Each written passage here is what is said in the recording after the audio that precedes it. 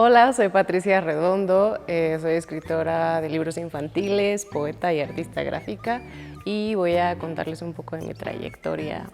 Yo creo que desde que uno está pequeño o es una niña, como que creo que es importante también pensar en los contextos, ¿no?, que nos forman como lectores.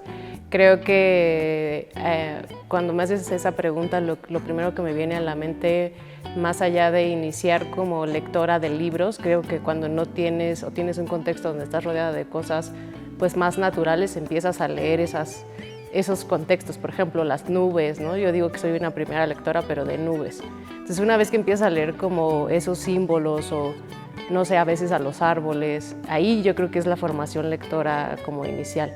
Ya después, pues sí, cuando entras a la escuela, creo que también mi acercamiento a los libros, a pesar de que fue con mi mamá, sí se dio como más particularmente cuando comencé a ir a la escuela, ¿no? Justo por el contexto donde en la escuela estaban los libros. Pero yo creo que para mí el contexto que me inició como lectora creo que fue el contexto natural. Cuando había una cosa llamada, un programa que se llamaba Un Rincón de Lectura, que era un programa de la SEP, y que era, bueno, pues tenías un montón de libros ahí en una esquina y te prestaban uno y ya tú elegías.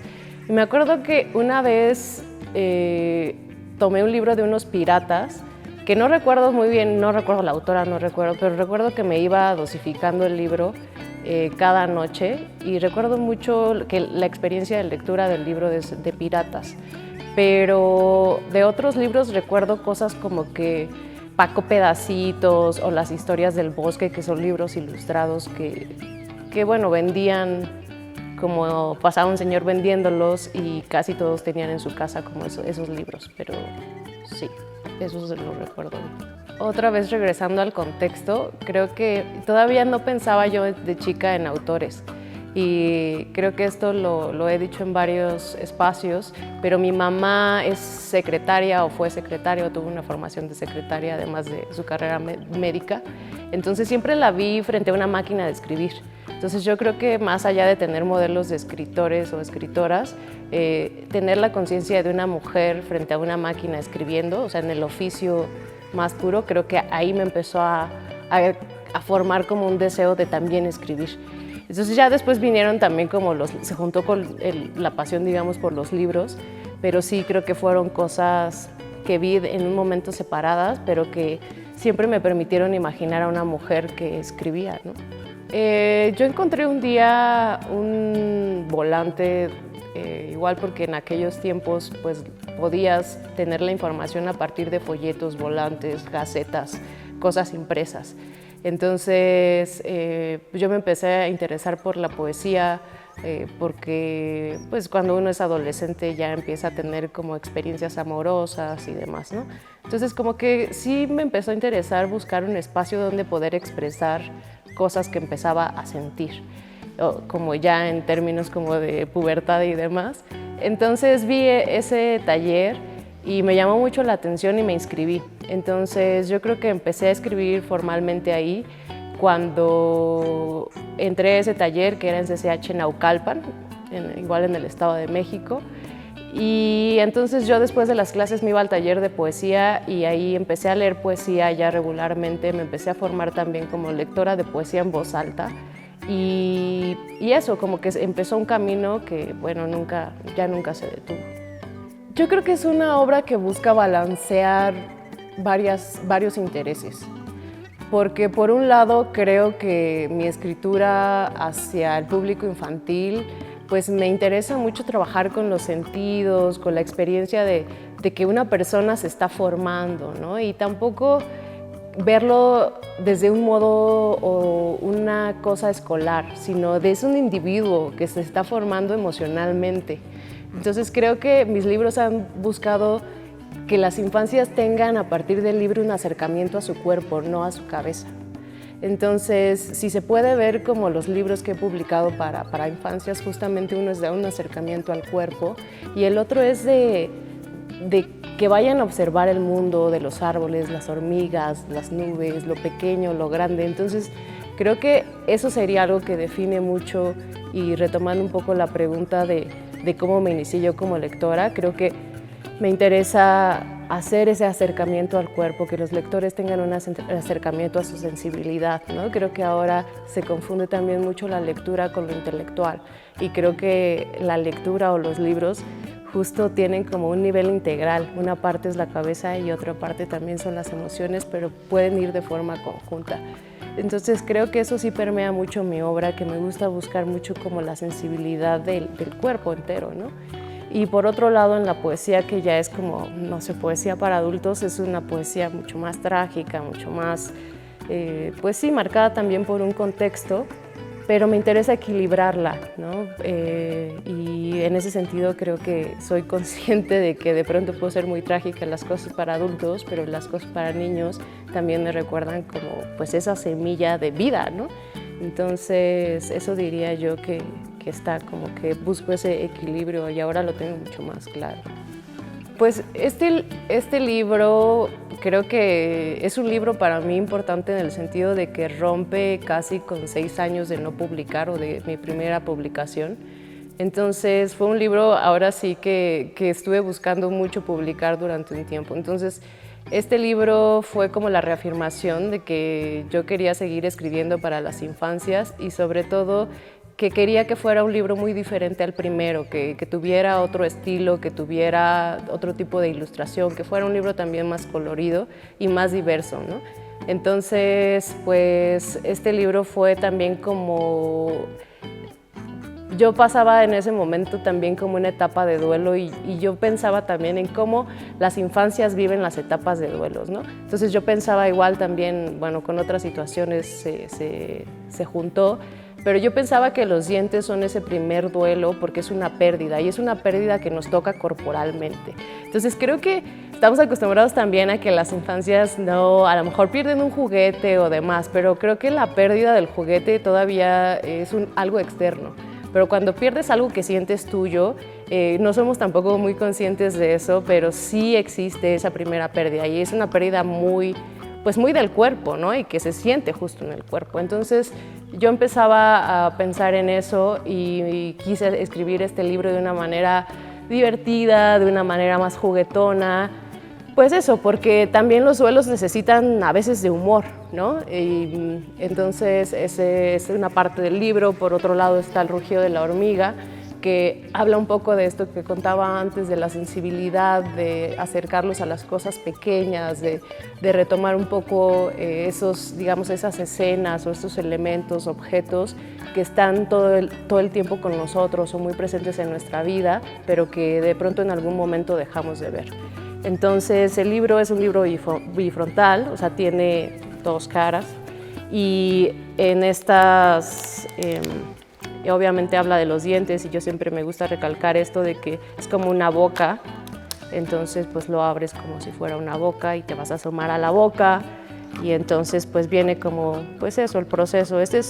Abre la boca grande, que es el poema narrativo que cuenta un poquito la historia es de una niña que cuenta la historia de sus dientes, cómo le van saliendo, qué va pasando después. Y bueno, una serie de cosas que ahí van sucediendo. Entonces, este es un primer libro, es un poema largo, narrativo. Cuando este libro termina, pues se junta con el otro. Y entonces, pues la dinámica de lectura también cambia. Puedes ir de atrás a adelante, si quieres empezar pues por esta parte, también puedes empezar por esta parte. Y bueno, lo del rugido de la hormiga también juega con la boca, ¿no? Pues porque cuando alguien está rugiendo abre mucho la boca, entonces pues es lo que vas a escuchar. Algo diminuto hablándote muy fuerte, ¿no? Entonces creo que eso es lo que hacen los poemas, que a pesar de que sean muy breves o que son como puntos, pues buscan también que sean un destello que dure. Entonces, pues este sería el segundo libro. Las ilustraciones son de Irma Bastida Herrera, que yo quedé muy contenta también con las ilustraciones, porque son unas ilustraciones que juegan con lo monstruoso, pero también con lo hermoso y lo colorido. Entonces, pues este libro, pues sí, me gustó mucho también. Bueno, ganó una mención honorífica en el certamen Laura Méndez de Cuenca en 2018 y pues gracias a eso lo publicó el FOEM y creo que pues también a mí me encantó el trabajo que hicieron y cómo quedó el libro y ya. La pandemia cambió mucho la experiencia lectora, porque hablo de que mi experiencia lectora fue en bibliotecas. Entonces, pues obviamente en la pandemia, en ciertos contextos, si cierran una biblioteca, ¿dónde te acercas a los libros? Sobre todo también cuando está habiendo una crisis económica. Entonces, creo que a mí me planteaba de decir, bueno, ya no hay presentaciones de libros, ya, pues eso, está cambiando la dinámica de la educación, de compartir, digamos, la cultura. Entonces, en algún momento un amigo y yo que tenemos proyectos de audio, pensamos en hacer el libro, pues eso, como una especie de audiolibro. Yo lo llamo como un cuento inmersivo porque está pensado mucho para que cualquier persona que se acerque a él se ponga los audífonos, cierre los ojos e imagine. También creo que hay una cosa hay una sobreestimulación visual como en esta época, ¿no? Todo es estar viendo imágenes y demás. Entonces yo pensaba que también en algún momento, si hay podcast para las infancias o si hay elementos que los hagan simplemente escuchar, ¿no? Donde practiquen la escucha activa y donde sea su imaginación quien empiece a crear las imágenes. Creo que eso también es importante. Entonces el audiolibro de Abre la boca grande está disponible como en un montón de plataformas en línea y sobre todo eso que me interesa también mucho, que es cuando vienes de ciertos contextos también donde la cultura te parece muy lejana, creo que es romper esa barrera y decir no. Yo creo que lo recalco también, pues existe la barrera de que necesitan tener un dispositivo e internet o una computadora, no sé. Pero es mucho más fácil que puedan entrar, ¿no? Aún así con sus trabas y que puedan acceder, digamos, a un libro, ¿no? Y si no hay niños a los que no les gusta leer, entonces si no les gusta leer, pues se los pones para que los escuchen. Entonces sí es un poco cambiar las experiencias de lectura, las experiencias de acercamiento a la cultura y sobre todo ponerlas muy cerca de los públicos, ¿no? Yo creo que justo retomando las plataformas, la dinámica en que consumimos y aunque esta palabra no me gusta o en que nos acercamos justo a la cultura está cambiando muchísimo. O sea, ya las pantallas pues son como nuestro día a día, sí, todo lo consultamos ahí, todo lo vemos ahí, todo lo platicamos ahí. Entonces creo que también tener estos elementos donde tú puedas, creo que es muy diferente si hay un libro donde tienes que ir a la librería a buscar el libro y luego hacer el ejercicio de leer el libro, que si una persona solo tiene que poner play. Eso mentalmente le hace la vida más fácil, tiene dos lados ahí como buenos y malos, ¿no? Pero pues también no hay moral en la cultura, yo digo. Pero sí es importante considerar eso, que cuando una persona tiene que poner play, y por eso la industria del entretenimiento ha crecido tanto y es tan poderosa, porque la gente se entretiene con lo que las plataformas también le ofrecen, ¿no? Entonces creo que sí el podcast está cobrando mucha importancia, sobre todo también otra vez después de la pandemia, y es un medio de difusión sí muy importante porque creo que también ya las propias personas pueden crear sus contenidos, ¿no? Las plataformas están dejando que las personas creen los contenidos, que hablen de lo que quieran, que tomen los temas de la forma en que ellos quieran. Entonces sí creo que es una manera de hacerles la vida más fácil con todos sus pros y sus contras, pero que también hace que cualquier persona que quiera escucharlo, lo escuche. Y creo que, otra vez, repito, me interesa mucho romper esa barrera de la biblioteca, la cultura, cuando está en tu celular y, o sea, ya no hay pretexto. Musac es es un podcast justo donde hablo, está basado en una investigación sobre voz, sonido, en diferentes culturas de México y yo diría que sobre todo de México. Y me interesaba también trabajar con cómo es que el sonido, y sobre todo ahora que está casi esta broma del cuerpo lo siente, es vibración, es sonido. O sea, después de eso yo decía que mi podcast se trata de eso, ¿no? La verdad. O sea, pero es interesante también, no ya en términos de estudiarlo como digamos, como un espectro, ¿no? El sonido tiene una importancia muy fuerte en nuestro aspecto emocional. Es decir, cuando a lo mejor cuando escuchamos una canción, la canción influye mucho en nuestro cuerpo, ¿no? De nuevo. Entonces, esta investigación de Mossack es cómo influye el sonido en nuestro cuerpo, cómo el sonido también ha sido una especie de portal hacia la muerte, el toque de los tambores, ¿no? De pronto el canto, siempre en las religiones está el canto, cómo llamamos a, digamos, a lo que sea en lo que creamos a partir de la voz. Entonces tiene varias aristas que tienen que ver con esa investigación sobre cómo la voz, el sonido conectan con otros aspectos, sean naturales, sea, digamos, paranormales y pues humanos también. Yo ahorita siempre me contradigo mucho porque a pesar de que he tenido una investigación muy larga con sonido, voz, sensorialidad, me voy dando cuenta de que a pesar de que digo que el podcast ha cobrado una importancia como en este contexto, soy muy consciente de la otra parte en donde hay una población que no puede acceder al podcast, que es la población sorda. Entonces, cuando me refiero a que también el cuerpo tiene su propia voz, es por este acercamiento a la lengua de señas. Y es otra vez de nuevo, como que me gusta ver mucho los defectos en lo que hago.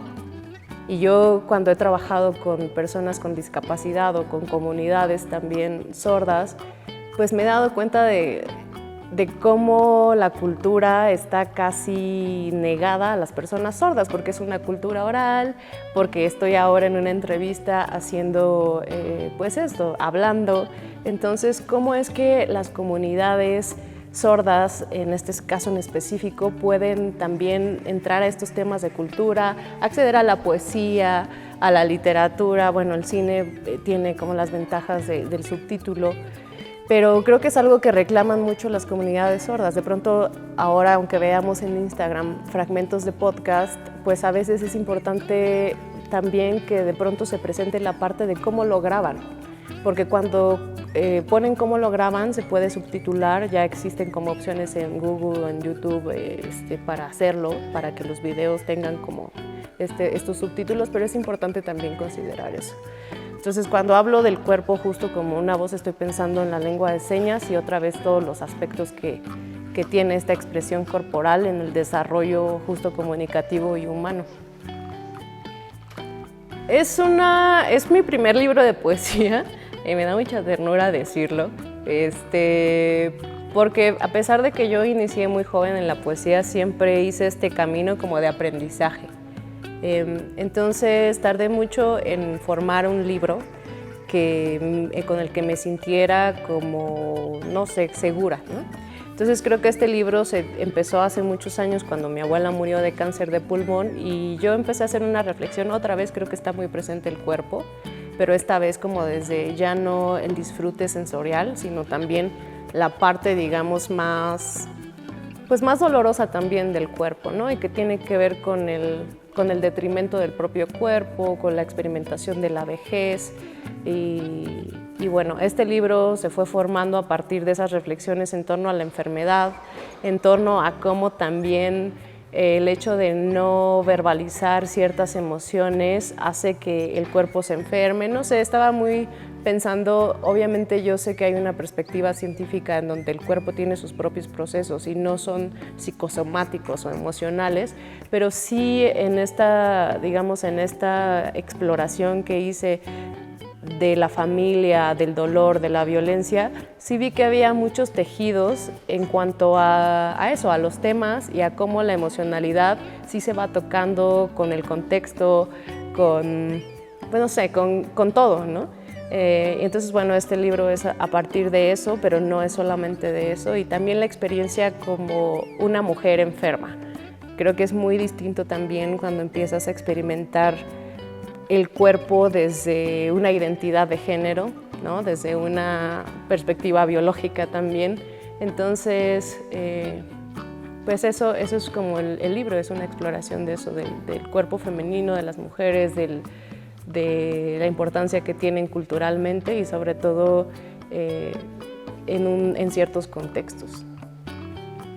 Pues ahora ha dado la carrera de escritora ha dado un giro medio raro, porque estoy haciendo muchos proyectos que ya no requieren, digamos, como de filtros, ¿no? Por ejemplo, esto del podcast, pasar el libro a audiolibro, aunque ya era un libro, pues sí es como la plataforma te permite hacerlo. Entonces, creo que eso me ha facilitado mucho el camino, porque creo que en algún momento cuando uno escribe, de pronto se encuentra con las trabas de la publicación, otra vez, ¿no? Entonces, creo que estas plataformas lo que están haciendo es facilitar. A veces, si quieres, puedes subir un PDF de tu libro y ahí está. Entonces, creo que en ese sentido mi carrera de escritora está yendo mucho hacia hacer creación de guiones, no sé, hacer audiolibro, hacer podcast, hacer cosas con la voz. Entonces ahora estoy trabajando en un libro de cuentos de horror, que es algo que pues yo nunca he hecho, no hago cuentos, no hago horror, diría yo, pero no sé por qué es una cosa que me está llamando mucho ahora. Y bueno, tengo todavía otros proyectos de poesía que están ahí como esperando ser editados y demás, que tienen que ver también con el proyecto de Musac, que es pues esta relación justo de la muerte y el sonido, y sobre todo también como, no sé, hay muchos personajes históricos muy interesantes que han sido manipuladores a partir del sonido, entonces a partir justo de la música. Entonces, eso es un poco la poesía que estoy haciendo ahora, que tiene, pues sí, como centro esto que tiene que ver con la guerra y la voz y demás. Entonces, pues eso estoy haciendo. Pues ahora estoy leyendo muchas cosas de magia, justo igual porque estoy trabajando con las cosas de horror. Estoy leyendo literatura que podría ser como negra, de personas negras, escrita por personas negras o personas sudamericanas. Creo que es también interesante hacer un ejercicio, ir al librero y decir cuántas autoras tengo y luego cuántas autoras blancas tengo y cuántas autoras sudamericanas tengo. Y yo lo digo porque creo que es un ejercicio que cuando yo lo hice me sorprendí mucho, porque modifica mucho también el pensamiento. Y sobre todo con estas nomenclaturas de realismo mágico o de, no sé, como que a veces cuando entras a una novela, ahora una de las novelas que estoy retomando se llama El Camino Hambriento, que es de un escritor sudafricano, te das cuenta de que ese universo no necesita una explicación de una teoría literaria. Es decir, si hay un alma vagando, no te voy a decir es que no, hay un alma vagando. O sea, en ese universo esa alma existe. Entonces, me gusta mucho hacer esta lectura porque me replantea también cómo me han enseñado a ver el mundo y cómo de pronto también estar perdida en un mundo muy racional me ha enfermado. Es decir, que todo tiene que ser lógico, que no existen los fantasmas, que tal, pero tu sensibilidad, ¿dónde queda? Entonces es una pregunta que ahorita tengo mucho en mente cuando, pues es eso, cómo interpreto el mundo a partir de cómo me han dicho que puedo interpretarlo, ¿no? Entonces ahora también que estoy dando talleres, hago mucho esta pregunta.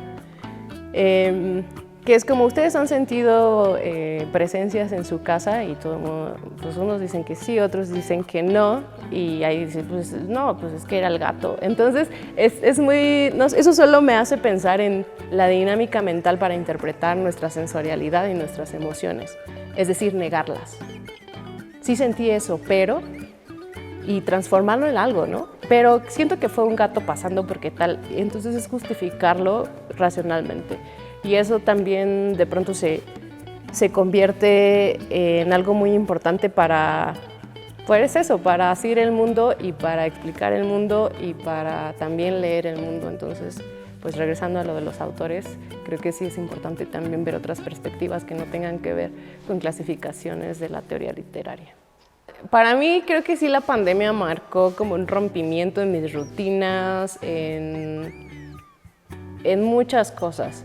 Y ahora como disfruto mucho, yo era una persona quizá más ruidosa, pero ahora disfruto mucho el silencio, disfruto mucho meditar, disfruto mucho, pues eso, a veces, o sea, estar en silencio, no hacer nada, creo que es algo muy nuevo para mí. Pero justo porque he sido siempre una persona muy inquieta, que le gusta brincar, hacer, trabajar, tal.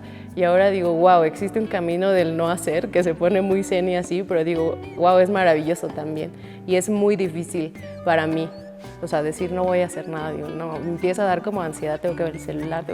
No, y de verdad hacer como 20 minutos o eso, de respirar y de verdad no hacer nada. Creo que ahorita sí que me preguntabas esto, ya iba a empezar a decir, me gusta hacer esto y digo, pero lo que más me gusta en este momento después de la pandemia es estar en silencio, tranquila y no haciendo absolutamente nada. Y creo que ahora sí quiero ser una promotora de eso porque la gente siempre hace. Y a veces creo que nos falta también de pronto sentarnos y eso, observar. Y ahora, no sé, ustedes no lo pueden ver, pero frente a nosotros tenemos como unos árboles y está como en un contexto de pajaritos y silencio. Entonces ahorita pues obviamente tener esta sensación corporal en este momento cuando estoy grabando esto me hizo entender y me hace tener muy claro decir, wow, disfruto mucho ver los árboles. Entonces eso como yo diría que ahora es esa conexión. Pues yo nací en Tlalnepantla,